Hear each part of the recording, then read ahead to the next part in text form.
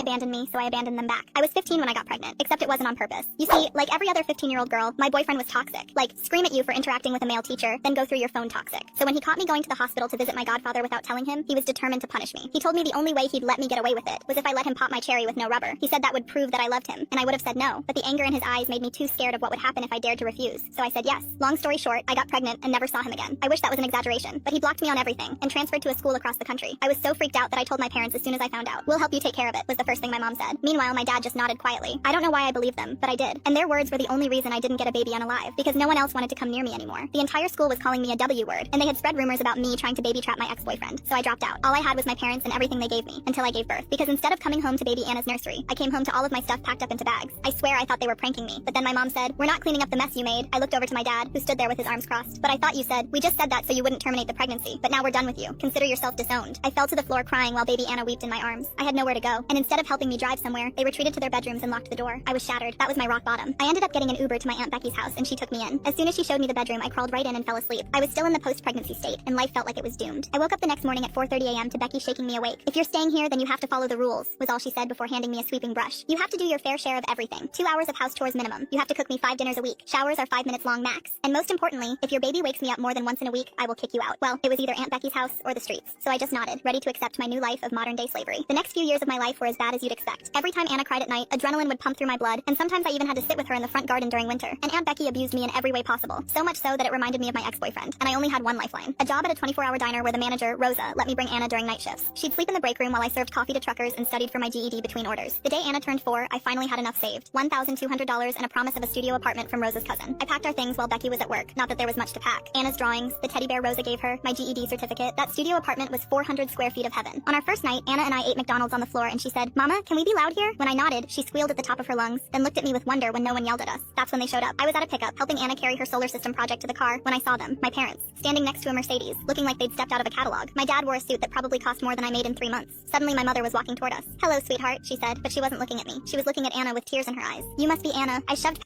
past them and practically ran to the car with Anna holding my hand. And the moment I saw them drive away too, I knew they'd be back. Parents who disown you for 7 years don't suddenly grow hearts. They grow strategies. Within a week, expensive toys appeared at Anna's school. Her teacher mentioned generous grandparents had paid for the entire class field trip. Other parents started looking at me differently, whispering about the teen mom whose wealthy parents were trying to help. The legal papers came 3 months later. Their lawyer had been building a case, documenting my night shifts, my studio apartment, my GED instead of a proper education. I stared at the custody petition in disbelief. They wanted Anna. After 7 years of nothing, they wanted my daughter. The custody evaluator showed up during my finals week. Of course she did. Anna had strep throat and was burning up with fever on the couch while I tried to study for my nursing exam between checking her temperature. The apartment looked like a disaster zone with tissues everywhere, medicine bottles on the counter, and my textbooks scattered across the floor. The evaluator, a woman named Ms. Chen, knocked 3 times before I could answer. I opened the door holding Anna's medicine in one hand and a thermometer in the other. She took one look at the chaos and started writing in her notebook. "I'm from Child Services," she said, showing her badge. "I need to conduct a home evaluation." Anna started crying from the couch, calling for me. I rushed over to comfort her while Ms. Chen walked around our tiny apartment, taking photos of everything. The dishes in the sink, the laundry basket overflowing, my study materials covering the kitchen table. "She's sick," I explained, trying to keep my voice steady. "I was about to take her to the doctor, but I have a final in 2 hours and you're leaving a sick child alone for an exam?" Ms. Chen interrupted, pen moving across her clipboard. "No, I was going to call Rosa to watch her. She owns the diner where I work. Anna knows her really well," and more writing, more judging looks. Anna threw up right then, all over herself in the couch. I grabbed towels and started cleaning while Ms. Chen documented everything. The next 3 hours became a nightmare. I cleaned up Anna, gave her medicine, called my professor to explain I'd missed the exam, and answered Ms. Chen's endless questions. How many hours did I work? Who watched Anna during my night shifts? How was I managing school and parenting? Every answer seemed wrong. My parents' lawyer called the next day. 3 lawyers, actually. They worked at some fancy firm downtown and spoke to me like I was still 15 and stupid. "Our clients are concerned about Anna's welfare," the lead attorney, Mr. Morrison, said. "A young single mother, working nights, living in substandard housing. They simply want what's best for their granddaughter." Substandard? I looked around my apartment. It was small but clean, safe. Ours. 400 square feet is hardly adequate for a growing child. Our clients can provide Anna with her own bedroom, a backyard, the best schools. I hung up. The first court hearing happened 2 weeks later. I sat across from my parents for the first time in 7 years, watching them pretend to be loving grandparents. My mother wore pearls and dabbed at fake tears while describing how devastated they were to be kept from Anna. My public defender, an overworked woman named Janet, had met me 15 minutes before the hearing. She shuffled through papers while my parents' 3 lawyers presented photo after photo. Anna's school where they'd apparently been volunteering, the expensive playground they donated, the music program they funded. "Your Honor," Mr. Morrison said, "we're simply asking for temporary visitation rights while we assess the child's living situation. My clients have already demonstrated their commitment to Anna's education and well-being." The judge, an older man who kept checking his watch, granted supervised visitation every Saturday, 2 hours, at a court-approved facility. The first visit was horrible. I dressed Anna in her nicest outfit, the one Rosa bought her for picture day. My parents showed up with bags of toys, designer clothes, and enough candy to rot every tooth in her head. "Look what Grandma brought you," my mother cooed, pulling out an American Girl doll that cost more than my weekly groceries. "Doesn't she look just like you?" Anna, sweet, trusting Anna, lit up at the attention. She'd never had grandparents before, didn't understand why Mama's hands hands shook as I watched them play. After 3 visits, the manipulation started. Little comments Anna would repeat later. Grandma says her house has a pool. Grandpa said I could have my own pony if I lived there. Grandma asked if I get scared when you leave for work at night. I documented everything, but Janet barely glanced at my notes. She was handling 40 other cases, and mine wasn't special. Just another custody dispute. Then they started showing up at Anna's school. I found out from another parent who thought she was being helpful. Your mom is so sweet. She brought cupcakes for the whole class today, and your dad read during story time. Anna must be so happy to have them in her life now. The principal called me in the next week. We're concerned, she said, sliding a folder across her desk. Anna's been falling asleep during lessons. Her teacher notes she seems tired most mornings. She's always been a night owl, I explained. She has trouble falling asleep early, but she gets enough rest. Your mother mentioned you work nights. Is Anna home alone? No, never. Rosa watches her, or sometimes my neighbor, Mrs. Kim. I see. More notes, more judgment. Well, we'll be monitoring the situation. My parents had been documenting every school event I missed. Every time I was 5 minutes late for pickup because of class. Every bake sale I couldn't contribute to because groceries came first. 3 months in, Janet quit, just like that. A quick email saying she'd taken a job in private practice and someone new would be assigned. The new lawyer, fresh out of law school, looked terrified when we met. I've never actually done a custody case, he admitted, but I'll do my best. My parents' team filed for expanded visitation the next week. They presented my work schedule like evidence of neglect. Photos of Anna asleep at the diner during my shifts. Testimony from the school about her fatigue. A psychologist they'd hired who'd met Anna during visitation and diagnosed attachment concerns. The guardian ad litem assigned to represent Anna's interests seemed nice at first. Ms. Walker met us at the park, pushed Anna on the swings, asked gentle questions. But after visiting my parents' estate, her reports changed. The grandparents can provide significant advantages, she wrote. Private schooling, extracurricular opportunities, a stable 2-parent household. While the mother clearly loves Anna, love alone doesn't provide optimal circumstances. I found out later Ms. Walker and Mr. Morrison graduated from the same law school. Same year, probably friends. Everything spiraled faster after that. My parents filed motion after motion. Emergency hearings for every scraped knee, every missed dentist appointment, every time Anna mentioned being tired. They twisted everything into evidence of neglect. The breaking point came during midterms. I'd arranged for Mrs. Kim to pick up Anna from school while I took my pharmacology exam. But when I got out of class, my phone had 20 missed calls. Anna was gone. My parents had shown up at school with a court order saying it was their visitation day. The secretary, confused, let them take her. But it wasn't their day. They'd filed an emergency motion that morning claiming I'd violated the visitation agreement and gotten temporary custody for the weekend. I drove to their house in a panic, banging on the door, demanding Anna back. They called the police. The officers looked at the court papers, looked at me crying on their doorstep, and said there was nothing they could do. She's my daughter, I screamed. They can't just take her. Ma'am, you need to contact your lawyer, one officer said. This is a civil matter. I spent the weekend sick with worry. My baby lawyer filed motions but couldn't get a hearing until Monday. When I finally got Anna back, she was wearing a designer dress and kept asking when she could see the pony Grandpa promised. The next court hearing was brutal. My parents' lawyers presented my erratic behavior at their house, the panic that made me miss my exam, my inability to follow court orders. They asked for primary custody with me getting supervised visitation. That's when Aunt Becky testified. I hadn't seen her since I'd left her house. She walked in wearing her best dress, sworn in, and proceeded to destroy me. She couldn't handle the baby, Becky said. Cried all the time. I had to provide structure because she didn't know what she was doing. There were nights she'd sit outside in the cold with that screaming infant rather than properly soothe her. And you witnessed neglect? Mr. Morrison prompted. She was just too young, still is, more focused on herself than that poor child. I wanted to scream that she'd forced me outside, that she'd threatened to kick us out if Anna cried, but Janet's replacement just sat there, overwhelmed, while Becky painted me as an incompetent child. Rosa testified the next day. Beautiful, fierce Rosa, who'd been more of a mother to me than anyone. She wore her nicest dress and spoke clear English despite her accent. That girl is the best mother I ever seen, she said firmly. She worked hard, study hard, everything for Anna. That baby never want for nothing. But Mr. Morrison tore her apart, questioned her immigration status, her education, implied she was enabling child endangerment by letting Anna sleep at the diner. You're not a child care professional, are you? He asked. No, but no teaching credentials? No child development training? I raised 4 kids. That's a no then? And you allowed a minor to work illegally in your establishment? She was 18 when, but she brought her infant to work before that? Rosa started crying, frustrated. You don't understand. She good mother, best mother. The judge looked unmoved. 2 weeks before the final hearing, Anna's teacher called me in again, this time with the school counselor present. Anna's been saying concerning things, the counselor said carefully. About rewards she'll get if she lives with her grandparents. Trips to Disney World, a pony, her own credit card when she's older. My heart jumped. Finally, someone else saw it. We'll need to file a report, the principal added. This could be considered bribery, manipulation. I waited for that report to show up in court filings. It never did. When I asked the principal, she seemed confused. We sent it to child services. They said they'd handle it. The final hearing was set for a Tuesday. My parents filed a reunification plan the week before. Anna would live with them during the week for educational stability. I'd get weekends if I maintained employment and suitable housing. It's the best we can hope for, my terrified lawyer said. They have so much evidence. Evidence they created, I shouted. They orchestrated all of this. But who would believe me? The young mother who'd been erratic and unstable versus the wealthy grandparents offering every advantage? The morning of the hearing, I dropped Anna at school like normal, kissed her goodbye, told her I loved her, tried not to cry when she asked if she'd see Grandma's pony soon. I was sitting in the courthouse bathroom trying not to throw up from nerves when Rosa burst in. Anna not in court? She asked, breathless. No, she's at school. Why would she come now? I followed Rosa to the courtroom where Anna stood next to the bailiff, still in her school uniform, backpack on her shoulders. She looked so small, so brave. Your Honor, Rosa said. Anna, call me. Say she's scared. Don't want to go to grandparents' house after school like they told her. So I pick her up. The judge frowned. This child shouldn't be here. This is highly irregular. I want to talk. Anna's voice rang out clear and strong, 8 years old and fierce like her mama. Please, I need to tell you something. The courtroom froze. My parents' lawyers jumped up, objecting, but the judge held up his hand. Young lady, this isn't appropriate. They lied, Anna said quickly, before anyone could stop her. Grandma and Grandpa said if I lived with them, I'd get a pony and Disney trips in my own room with a TV, but only if I don't tell anyone they promised. They said Mama's too poor to take care of me right, but that's not true. Anna, my mother started, reaching for her. Anna stepped back. You said you'd buy me things if I said I was tired at school. You told me to tell my teacher I fall asleep because Mama works nights, but I don't. I just like reading under my blanket with my flashlight. The judge's expression changed. Did your grandparents tell you to say things that weren't true? Anna nodded, tears streaming. They said it would help me live in a big house, but I don't want a big house. I want my mama. We eat on the floor and she reads to me and helps with homework and she works hard to take care of me. They don't even know my favorite color or that I hate ponies because they smell weird. Your Honor, Mr. Morrison interrupted. The child is clearly coached. By who? Rosa demanded. I just picked her up 20 minutes ago. The judge called a recess. When we returned, he had a court child advocate with him who'd spoken to Anna privately. His face was stern as he addressed the courtroom. I've reviewed this case extensively, he began. What I see is a young mother who has worked tirelessly to to provide for her child despite significant obstacles, and I see grandparents who have used their wealth and connections to manipulate the system. My mother gasped. Your Honor, we only want— I'm not finished. The court has discovered several concerning irregularities. The missing bribery report from the school, the connection between the guardian ad litem and your legal team. Most disturbing. We found records of you attempting to locate the biological father to strengthen your case. My blood ran cold. They'd tried to find him? The boy who'd assaulted me and vanished? This court's primary concern is Anna's well-being, the judge continued. She has a mother who loves her, provides for her, and has never wavered in her dedication, despite being abandoned by those who should have supported her. Custody remains with the mother. The grandparents are granted supervised visitation once monthly at a neutral location, pending review in 6 months. The gavel came down. It was over. My parents tried to approach us afterward, but their lawyers pulled them away. Within a month, they'd stopped requesting their visitation. 2 months later, Rosa heard they'd moved to their vacation home in Florida. Anna never asked about them. She was too busy being 8, losing teeth and gaining attitude, helping me study for nursing school finals while we ate Chinese takeout on our apartment floor. Still just the two of us. Still allowed to be as loud as we wanted. Mama, she said one night, looking up from her homework. Are you sad they're gone? I thought about it. About the parents who'd thrown me away. The grandparents who'd tried to steal her. All that money and power that meant nothing compared to this moment. No, baby, I said, pulling her close. I've got everything I need right here. She smiled and went back to her math problems. I went back to my pharmacology notes. Outside our tiny window, the world went on, but in our 400 square feet of heaven, we were perfect. Just the way we'd always been. The peace lasted exactly 3 weeks. I was washing dishes after dinner when my phone rang. Unknown number. Something in my gut twisted, but I answered anyway. Is this the mother of Anna Martinez? The voice was professional. Clipped. Yes, who is this? This is Dr. McBenjamin from Child Protective Services. We've received a concerning report about your daughter's living situation. We need to schedule an immediate home visit. My hands started shaking. What report? From who? I'm not at liberty to discuss that. Are you available tomorrow at 2 p.m.? I had a clinical rotation at the hospital. Missing it would mean failing the semester. I have school. This is mandatory, Ms. Martinez. Failure to comply will be noted in our investigation. After hanging up, I called Rosa immediately. She came over with leftover pie from the diner and held me while I cried. They're not done, I sobbed. They'll never be done. We fight, Rosa said firmly, like we always do. The next day, I skipped my rotation and spent the morning cleaning our already spotless apartment. Dr. McBenjamin arrived precisely at 2 p.m., carrying a thick folder and wearing an expression that suggested she'd already made up her mind. She inspected everything, opened our refrigerator and frowned at the leftovers, measured Anna's sleeping area with an actual tape measure, photographed the single bathroom we shared, asked about my work schedule, my school schedule, who watched Anna, where she did homework. Your daughter shares your bed? She asked, pen poised. We have a trundle that pulls out. She has her own mattress, but not her own room. Lots of kids share rooms with their parents at 8 years old. More writing. And you work nights? Only 3 times a week now. I'm in nursing school, leaving your daughter with non-relatives. Rosa is family, I said firmly. She's been in Anna's life since birth. Dr. McBenjamin's expression didn't change. We'll be in touch. 2 days later, another call, this time from Anna's school. Ms. Martinez, this is Principal Mike Alexandra. I'm calling about Anna's attendance record. Her attendance? She hasn't missed a single day this year. Yes, well, we've been asked to provide documentation of tardiness. It seems Anna has been late 7 times this semester. 7 times. Traffic, a flat tire, the morning I'd had food poisoning and could barely drive. Each late arrival suddenly evidence of my inadequacy. Those were all under 10 minutes. Nevertheless, we're required to report patterns of concern. Also, Anna's emergency contact form only lists one additional person besides yourself, Rosa Garcia. She's authorized to pick Anna up, but no family members, no grandparents. I hung up. The letters started arriving the following week. Official-looking envelopes that made my stomach drop every time. First, a notice that my parents had filed a complaint with the Board of Nursing about my fitness to enter the healthcare profession given my unstable lifestyle. Then, a letter from their lawyers requesting mediation to revisit custody arrangements in light of new concerns. I was studying for midterms when Rosa called, crying. Immigration came to the diner, she sobbed. They say someone reported me. Say my work permit has discrepancies. I have to go to hearing. My blood turned to ice. When did you last renew it? 2 years ago. Everything was fine, but now they say there's problem with the paperwork from 2018. 2018, the year she'd hired me, the year she'd saved our lives. Rosa, I'm so sorry. Is not your fault, mija, but I maybe can't watch Anna for a while. Have to be careful. Without Rosa, my carefully balanced life started crumbling. Mrs. Kim could only help twice a week. I had to miss classes to pick up Anna. Failed a quiz because I couldn't find childcare for a study group. My clinical supervisor noted my lack of commitment when I left early because Anna's school called about a stomachache. Then came the meeting I'd been dreading. My nursing program advisor, Dr. Min, called me in. Your grades are slipping, she said gently, and you've missed several required hours. I'm having temporary childcare issues. I understand, but the program has standards. If you can't maintain them, she slid a paper across the desk. This is a leave of absence form. Perhaps taking a semester off would help you stabilize things. I can't afford to stop. I'm so close. Better to take a break than fail out entirely. I left her office fighting tears. In the parking lot, I found a note on my windshield. Not a ticket. Worse. A business card for a private investigator with a handwritten message. Your parents hired me to document your daily activities. Thought you should know. Then, at least someone had a conscience. The documented surveillance explained so much. How my parents knew about every late pickup, every rushed morning, every time Anna fell asleep doing homework at the diner. They'd been watching us for months, building their case. Anna started having nightmares. She'd wake up crying, asking if someone was going to take her away. I'd hold her tight and promise no one would separate us, but the words felt hollow when I wasn't sure I could keep them. The mediation meeting was scheduled for a Thursday. I wore my only professional outfit, the one I used for clinical rotations. My parents arrived with their usual army of lawyers. They looked refreshed, confident. My mother wore a new designer suit that probably cost more than I made in 6 months. We're simply concerned about our granddaughter's welfare, Mr. Morrison began. Living in poverty, mother struggling to maintain employment and education, no stable childcare. I'm not struggling, I interrupted. I'm in nursing school. I have a 3.4 GPA. Had, my mother corrected softly. We understand you're now on academic probation. How did they know that? I just gotten the letter yesterday. Temporary setback, like the eviction notice? My father spoke for the first time in years, sliding a paper across the table. I stared at it in shock. This is a mistake. I pay rent on time. Your landlord is selling the building. All tenants have 60 days to vacate. Where will you go, sweetheart? Another substandard apartment? A shelter? We'll figure it out. Or, my mother leaned forward, Anna could have stability. Her own room, the best schools, music lessons, art classes, everything a bright child deserves. She deserves her mother, I said firmly. A mother who can't provide basic necessities? Morrison pulled out more papers. CPS reports, school concerns, unstable housing, inadequate childcare. Because you sabotaged everything. The words exploded out of me. Rose's immigration issues? The CPS report? You're destroying my life to steal my daughter. Such paranoid accusations. My mother sighed. Really, darling, this victim mentality isn't healthy. We're trying to help. Like you helped when I was 15 and pregnant? When you threw me out? You were a child making adult choices. My father said coldly. We did what we thought best. You abandoned me, and look where your choices led. Still struggling, still unable to provide properly for Anna. The mediator, supposedly neutral, kept nodding along with their points. Another connection, another person in their pocket. I left the meeting feeling defeated. 60 days to find new housing in a market where studio apartments cost twice what I paid. No Rosa for childcare. School hanging by a thread. Everything falling apart exactly as they'd planned. That night, Anna crawled into my bed despite having her own trundle. Mama, are we gonna be okay? I stroked her hair, breathing in her strawberry shampoo smell. Always, baby. We're always okay. Even if we have to move? Even then. Even if Grandma and Grandpa... Hey, I turned her face to mine. No one is taking you anywhere. You're stuck with me forever. Got it? She nodded, but I saw the worry in her eyes. 8 years old and already learning that love wasn't always enough. The next few weeks blurred together in a haze of apartment hunting, failed attempts to find childcare, and increasingly aggressive legal maneuvers. My parents filed for emergency custody hearings, submitted photos of Anna looking tired at school, statements from teachers about my erratic schedule. I found one apartment we could afford. The landlord took one look at my age, my single mother status, and suddenly remembered he had other applications to review. The second place wanted first, last, and a deposit equal to 3 months' rent. The third was above a bar, and I could already imagine the CPS report about exposing Anna to inappropriate environments. My clinical supervisor pulled me aside after I dozed off during a lecture. You need help, she said gently. This isn't sustainable. I just need to get through the semester. You're going to hurt someone, or yourself. Take the leave of absence. But I couldn't. Taking a break meant losing my financial aid, meant proving my parents right that I couldn't handle everything, meant giving them ammunition for their custody case. Rosa tried to help despite her own troubles. She connected me with her cousin who had a basement apartment. Cash only, no lease, but safe and clean. It would work until I found something better. The day before we had to move, Anna's teacher called. There's been an incident, she said carefully. Anna told another student her grandparents were trying to steal her. The child's parent is concerned about Anna's emotional state. She's telling the truth. I understand this is a difficult family situation, but perhaps Anna would benefit from speaking to our school counselor. Another report, another professional documenting our instability. Moving day came fast. I rented a small truck, and Rosa's nephews helped despite her warnings to stay away from me. Anna packed her things carefully, wrapping her drawings in her school folders to protect them. Will my new room be bigger? She asked hopefully. It'll be different, I said carefully, but still ours. The basement apartment was adequate. 1 bedroom instead of a studio, but the windows were small and high, the ceiling low. Anna tried to be brave, arranging her stuffed animals on the narrow bed. It's like a cave, she said, forcing brightness into her voice. A secret hideout. Exactly, I agreed, fighting tears. That night, lying on a mattress on the floor while Anna slept in the bedroom, I stared at the exposed pipes on the ceiling and wondered how long I could keep fighting. Every move they made pushed us further into the corner. Every victory of mine was temporary, quickly countered by their next attack. My phone buzzed. An email from the nursing program. My academic standing was under review. I had 2 weeks to submit a plan for completing missed clinical hours or face dismissal. 2 weeks, the same time frame as the next custody hearing. I thought about giving up. The thought crept in during the darkest part of the night, whispering seductively about how much easier Anna's life would be with money, stability, 2 parents even if they were cruel. She could have her own room, a yard, a pony if she wanted one despite hating them. But then I remembered her face when she'd stood up in court, 8 years old and braver than anyone I knew, fighting for us when I was too struck down to fight anymore. I wouldn't give up, not yet. The next morning brought new challenges. The basement apartment, while safe, wasn't on Anna's school bus route. I'd have to drive her every day, adding another hour to our morning routine. The hot water heater worked sporadically. The promised laundry access turned out to be a coin-operated machine 3 blocks away. But Anna adapted like she always did. She made a game of the cold showers, pretending we were explorers crossing frozen rivers. She did homework by the light of the desk lamp I'd salvaged from our old place, never complaining about the dimness. We're like characters in a book, she said one evening, the ones who have adventures and overcome obstacles. What kind of book? The kind with happy endings, she said firmly. Her faith broke my heart and strengthened my resolve simultaneously. The custody hearing approached like a storm system, dark and inevitable. I met with my new lawyer, a harried public defender who mixed up Anna's name twice in our first meeting. Look, I'll be honest, he said, shuffling through papers. They have resources we don't. The best strategy might be to negotiate. No, shared custody isn't the worst outcome. They threw me out when I was 15. They don't want Anna, they want to win, he sighed. Then we need something concrete. Proof of manipulation, evidence of their unfitness. How do I prove they're behind Rosa's immigration issues, or the CPS reports, or my landlord suddenly selling? You can't, he said simply. Not without resources we don't have. I left his office and drove to the hospital for my clinical rotation. 4 hours of pretending everything was fine while checking vitals and changing bedding. My supervisor watched me like a hawk, documenting every minor mistake. During my break, I sat in the hospital chapel, not praying exactly, but seeking some kind of peace. An elderly woman sat beside me, clutching rosary beads. You look troubled, dear, she said softly. I'm about to lose everything, I heard myself say. Everything? I thought about it. My daughter, she's everything. The woman patted my hand. Then you haven't lost yet. That night, I found Anna writing in a notebook, tongue poking out in concentration. What are you working on? A letter, she said, to the judge, in case he forgot what I said. I read over her shoulder, my throat tightening at her careful handwriting. Dear Judge, my name is Anna, and I am 8 years old. I wanted to tell you again that I love my mama, and I want to stay with her. She reads to me every night and helps with homework and makes the best grilled cheese. She works hard to take care of me. Sometimes she's tired, but she never yells or gets mean. Grandma and Grandpa said they would buy me things, but I don't need things. I need my mama. Please don't take me away from her. Love, Anna. That's beautiful, baby, I managed. Will it help? Everything helps. I lied smoothly. The next morning brought another blow. A letter from the court appointing a new guardian ad litem. Ms. Walker had recused herself due to potential conflicts of interest. Probably my parents' lawyers realizing we discovered her connection to Morrison. The new guardian, Mr. McAlexandra, scheduled a home visit for that afternoon. No warning, no consideration for my work schedule. I called in sick to my clinical rotation, another mark against me. He arrived precisely on time, tall and stern-faced, carrying a briefcase that looked more expensive than my car. He examined our basement apartment with obvious distaste, taking photos of the small windows, the exposed pipes, the single bathroom. How long have you lived here? He asked. 2 weeks. We had to move when our landlord sold the building. And before that, a studio apartment for 4 years. So you've moved your daughter twice in her life? Once. And only because the basement seems quite dark. Does Anna get adequate sunlight? We go to the park every day. When you're not working or in school, every question felt like a trap. Every answer seemed wrong. He interviewed Anna separately while I waited in the kitchen, straining to hear. Her small voice carried through the thin door, earnest and sweet, talking about our bedtime stories and weekend pancakes. Do you ever feel scared? I heard him ask. Only when I think about not living with Mama, Anna replied clearly. When he left, he gave no indication of his thoughts, just another professional documenting our inadequacies. That night, I lay awake calculating impossible math. Rent, utilities, food, gas, childcare when I could find it. The numbers never added up to enough. My savings had dwindled to nothing. Credit cards maxed out. No family to turn to except Rosa, who was fighting her own battles. Anna must have sensed my despair because she crawled into my makeshift bed, curling against me like she had as a baby. Tell me a story, she whispered, about when I was little. So I did, about her first word, kitty, even though we'd never had a cat. set. Her first steps in Rosa's diner, lurching between tables while truckers cheered. The night she'd had a fever and I'd walked her around the block for hours, singing off-key lullabies until she slept. Was it hard? She asked. Being my mama when you were young? No, I said honestly. You made everything make sense. Even now? Especially now. She fell asleep with her hand in mine, trusting me to fix everything despite all evidence to the contrary. The next few days passed in a blur of impossible choices. Skip class to work extra shifts, miss work to attend mandatory court meetings. Every decision felt wrong, each path leading toward failure. My parents escalated their campaign. Photos appeared on social media, them at charity galas, volunteering at children's hospitals, the perfect grandparents being denied access to their grandchild. Comments poured in supporting them, condemning the selfish young mother keeping them from Anna. I didn't have social media anymore, couldn't afford the luxury of that kind of vulnerability. But well-meaning acquaintances made sure I knew what was being said. Maybe if you just let them see her more, a classmate suggested. Show you're reasonable, but I knew better. Every inch I gave would become a mile taken. Every compromise would be twisted into evidence of my inadequacy. The final custody hearing was set for Friday morning. Thursday night, I sat at our tiny kitchen table, surrounded by papers I couldn't make sense of, trying to prepare for questions I couldn't answer. How would I provide stable housing? I didn't know. How would I manage childcare? I didn't know. How would I finish school while working enough to support us? I didn't know. All I knew was that Anna was mine, and I was hers, and that had to count for something. Rosa came by despite her lawyer's warnings, bringing homemade soup and fierce encouragement. You fight, she said, gripping my hands. You fight like hell. That baby needs her mama. What if fighting isn't enough? Then you fight harder. After she left, I found Anna in her room packing her backpack. What are you doing, baby? Getting ready, she said matter-of-factly, in case I have to go with them tomorrow. My heart shattered. Anna, I'm taking my important stuff, the bear Rosa gave me, my drawings, the picture of us at the beach. She looked up at me with eyes too wise for 8 years. So I don't forget. You're not going anywhere, I said fiercely, pulling her into my arms. I promise. You can't promise that, she whispered into my shoulder. But it's okay. I know you tried. I held her while she cried, then tucked her into bed with extra stories and songs. When she finally slept, I sat on the floor beside her bed, watching her breathe, memorizing her face. Tomorrow would come too soon. The hearing that would decide everything. My parents with their money and connections and carefully documented case. Me with nothing but love and stubbornness and the word of an 8-year-old girl. It had to be enough. It had to be. Friday morning arrived with gray skies and drizzle. I dressed Anna in her court outfit, the same one from last time, now a bit tight in the shoulders. She ate her cereal quietly while I braided her hair with shaking hands. Remember what we talked about? I asked gently. You don't have to come to court today. Mrs. Kim can watch you. I want to come, Anna said firmly, just in case. The courthouse loomed ahead as we parked. My parents' Mercedes was already there, of course. Inside, my overwhelmed public defender was frantically shuffling papers while my parents' 3 lawyers sat calmly reviewing documents. We have a problem, my lawyer whispered when I sat down. They've submitted new evidence. Your missed clinical hours, the academic probation, and he slid a photo across the table. It was Anna at the diner last week, asleep in a booth at midnight. I'd had no choice. Mrs. Kim was sick, Rosa couldn't risk visibility, and I couldn't miss my shift. This looks bad, he muttered. The hearing began with my parents' lawyers painting their usual picture. Devoted grandparents, unstable young mother, a child caught in the middle who deserved better. Our clients have prepared a comprehensive plan, Mr. Morrison announced, distributing thick folders. Anna would attend Pemberton Academy, with tutoring, music lessons, and counseling to address the trauma of instability. Ms. Martinez would have supervised visits building to unsupervised weekends, contingent on maintaining employment and suitable housing. The judge, a different one this time, younger, sharper, reviewed the materials carefully. I see multiple CPS reports, school concerns, housing instability. Ms. Martinez, do you have stable housing? Yes, Your Honor. A 1-bedroom basement apartment. For how long? 2 weeks,